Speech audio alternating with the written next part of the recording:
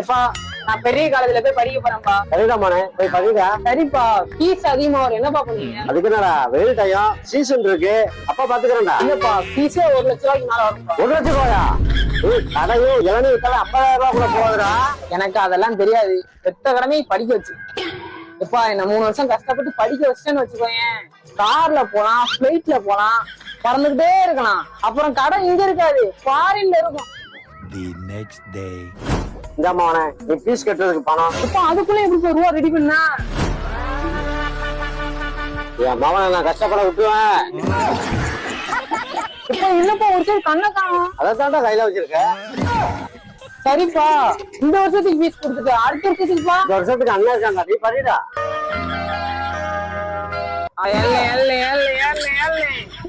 கார்ல போலானா, பிளைட்ல போலானா, கடைசியில தனியா கக்கூஸ் கூட போகலாமாக்கிட்டானே.